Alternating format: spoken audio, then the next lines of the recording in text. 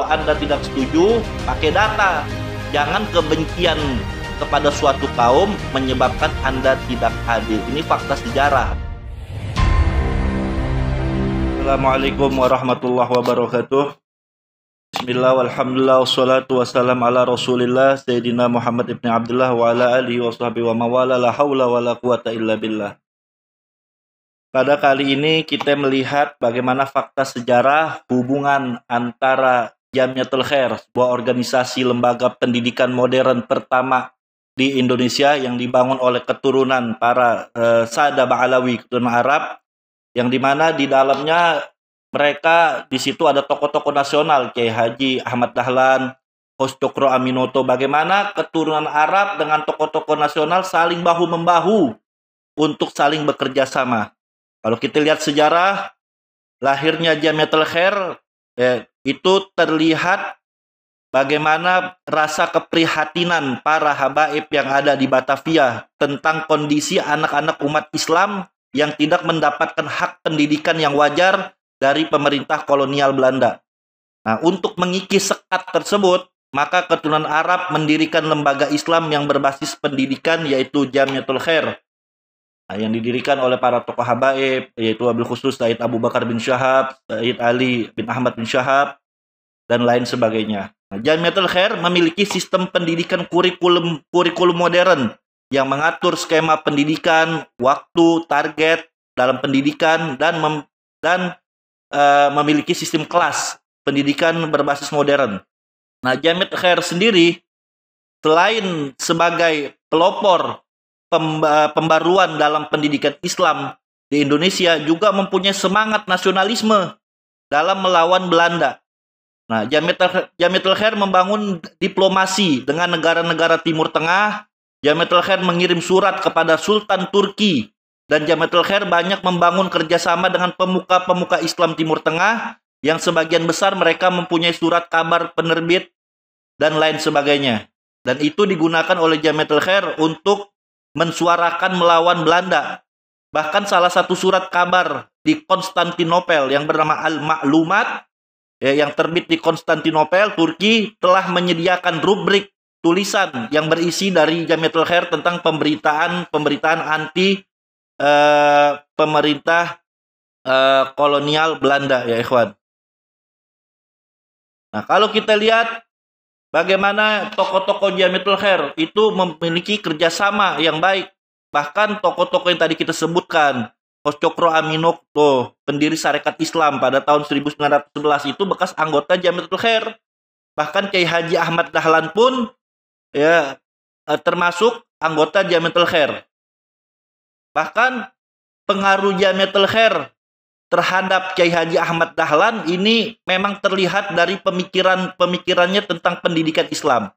Bagaimana Kiai Haji Ahmad Dahlan menjadi anggota Jamiatul Khair dengan nomor 770. Kiai Haji Ahmad Dahlan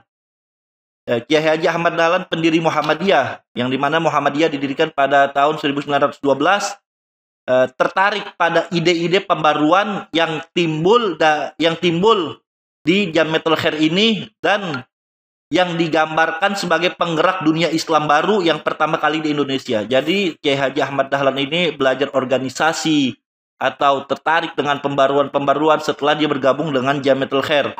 Nah, dari sinilah mereka yaitu mengenal bacaan-bacaan kaum reformis Islam yang didatangkan dari luar negeri. Jadi Kiai Haji Ahmad Dahlan ketika itu izin sama para pemuka-pemuka Jamiatul Khair ingin membangun yaitu suatu organisasi Muhammadiyah yang ada di Yogyakarta, Jawa Tengah, untuk membendung pendidikan kristenisasi pada saat itu. Kiai Haji Ahmad Dahlan izin dulu dengan Jamiatul Khair. Karena kenapa? Karena Kiai Haji Ahmad Dahlan termasuk anggota dari Jamiatul Khair dan diizinkan sama tokoh-tokoh Jamiatul Khair dalam rangka taksimul a'mal, yaitu pembagian tugas. Nggak sampai di situ. Kalau kita lihat lagi bagaimana tokoh Jamiatul Khair, Al-Habib Said Abdullah bin Alwi Al-Attas bahkan membantu dengan finansial untuk membangun Muhammadiyah. Diberikan bantuan 60.000 gulden atau 40.000 gulden kepada Kiai Haji Ahmad Dahlan. Ini sejarah, nggak bisa dipungkiri. Begitu juga salah satu Pengurus Jamiatul Khair Sayyid Abdullah bin Husain Al-Aidrus. Beliau direktur dari Sarekat Islam ya, dan membantu Sarekat Islam. Pada tahun 1916 ya, ketika itu terjadi Muktamar Sarekat Islam di Bandung yang berencana ingin membuat komite untuk membangun sekolah-sekolah guru Islam. Jadi Sarekat Islam ingin membangun yaitu suatu sekolah untuk guru-guru Islam. Nah, dalam proses pembangunan ini ditunjuk sebagai ketua komite tersebut yaitu Sayyid Abdullah bin Alwi Al-Attas, wakilnya Hos Cokro Aminoto, dan bendaharanya Sayyid Abu Bakar bin Abdullah Al-Attas.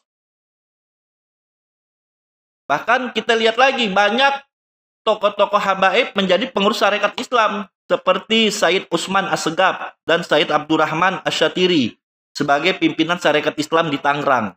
Begitu juga Sayyid Hasan bin Semit, pimpinan Sarekat Islam di Madura. Nah, jadi inilah para tokoh-tokoh habaib dan tokoh-tokoh nasional kita luar biasa, saling bahu-membahu, yaitu mempunyai rasa nasionalisme yang tinggi untuk melawan kolonial Belanda dengan caranya, dengan berbagai macam caranya masing-masing. Jadi nggak benar kalau seakan-akan di kota-kota kan zaman sekarang ada orang yang nggak punya jasa tapi sok menyala-nyalakan orang-orang dulu. Apalagi meneriaki bahwasanya keturunan Arab ini imigran yang didatangkan dari Belanda. Maka dari itu kami himbau, kalau Anda tidak setuju, pakai data. Jangan kebencian kepada suatu kaum menyebabkan Anda tidak adil. Ini fakta sejarah bagaimana hubungan Jamiatul Khair yang dimotori oleh para habaib. Begitu juga hubungan dengan Muhammadiyah, dengan Sarekat Islam, mereka saling berbagi tugas. Alhamdulillah. Mudah-mudahan insya Allah bermanfaat. Assalamualaikum warahmatullahi wabarakatuh.